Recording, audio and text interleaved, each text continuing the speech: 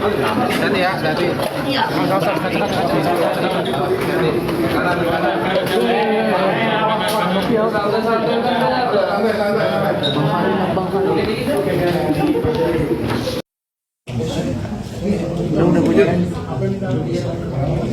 Yang jelas mengumpulkan barang bukti, lanjut juga dari semua yang sudah kita periksa, lanjut saksi terlapor sudah kita periksa kemarin, kemudian jatuh lagi kita status alih tersangka, ya.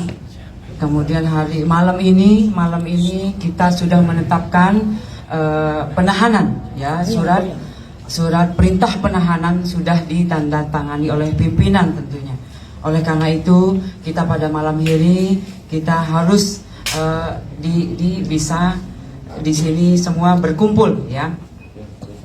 Kemudian dasar-dasar yang menjadi acuan kita yaitu dasar laporan polisi nomor LPB 2811 Romawi 11 2024 Polres Metro Jakarta Selatan pada tanggal 12 September 2024.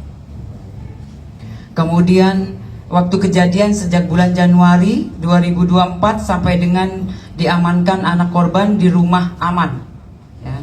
Lanjut untuk TKP apartemen Lexington, oke?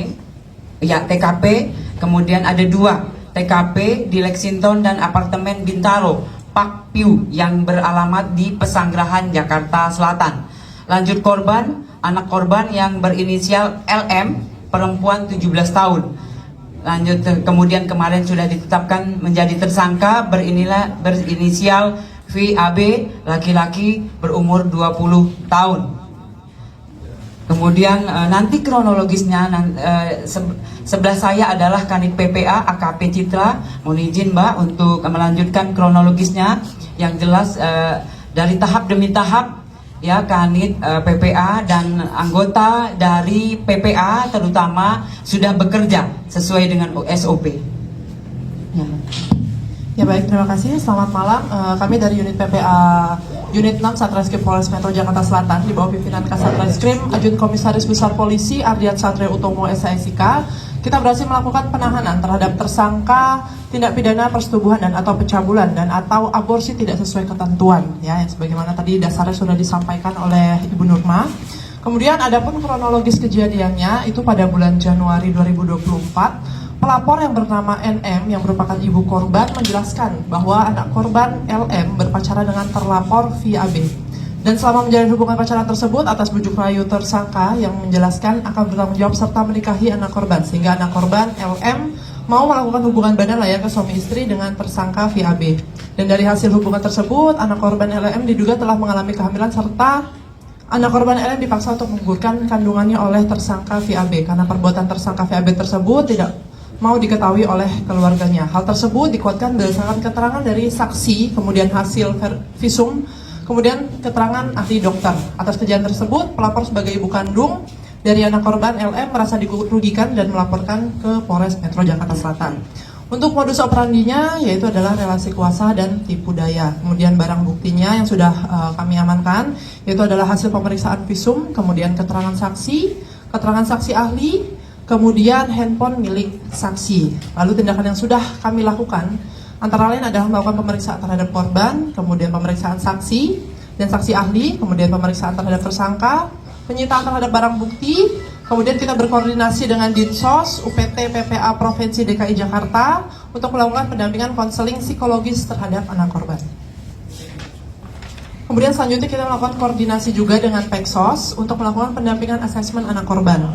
Kita juga sudah melakukan pemeriksaan laboratorium forensik digital, sudah melakukan uji lab for darah anak korban di Bareskrim Polri, kemudian melakukan pemeriksaan ahli forensik objin dari RSCM. Kemudian kita juga melakukan pemeriksaan ahli pidana. Lalu rencana tindak lanjut selanjutnya kita akan melakukan penyusunan berkas perkara, kemudian kita akan mengirimkan berkas tersebut ke JPU. Mungkin demikian. Ya. Baik, terima kasih buat Ibu Kanit PPA Polres Metro Jakarta Selatan. Mohon jelas untuk mengumpulkan semua barang bukti dan keterangan itu untuk melengkapi berkas yang ada. Ya, ada lagi?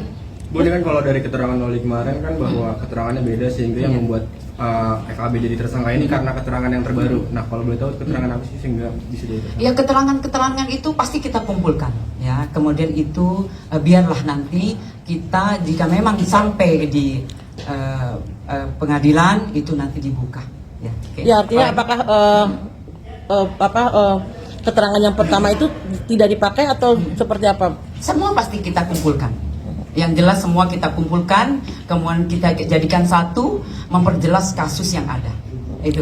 Dan apa yang menyebabkan akhirnya Fadel ditetapkan sebagai tersangka, sementara kan Fadel juga dimintain keterangan juga gitu loh, Bu. Betul. Artinya apakah keterangan dari Fadel itu tetap dipertimbangkan atau gimana, Bu? Ya, kembali lagi. Semua keterangan untuk memperjelas kasus yang ada pasti kita kumpulkan. Oleh karena itu, alat bukti jelas dari keterangan saksi, kemudian dari keterangan ahli itu yang memperjelas. Ya, itu. Ya, apalagi ada lagi. Dan kondisi artinya Fadel saat ini seperti apa masa tahanannya sendiri? Ya, untuk sementara ini kita sudah menetapkan surat penahanan. Ya, sudah diterbitkan 20 hari ke depan. Ya, Mbak ya, izin. Nah, itu yang dilakukan karena memang mengumpulkan semua, menjadikan berkas, melengkapi berkas. Ya. Oke, mungkin kita bisa tanya ke Fadel. Cukup ya. Padahal yang mau disampaikan nggak, Fadel? Satu kata dua kata Bu mungkin. Ya. Mungkin untuk Fadel, mungkin satu aja untuk mengandung banyak makna nih. Dan sampaikan 1-2 kata gitu. Terlihat ada kekecewaan dari wajah Fadel. Cukup ya. Ada lagi. Ya, 1-2 kata dari Fadel. 1-2 kata dari Fadel mungkin seperti. 1-2 kata dari Fadel. Ancaman paling singkat 5 tahun, paling tinggi 15 tahun. Pasalnya Bu, pasalnya. Pasalnya 76D, Junto 81 ayat 1. Ya.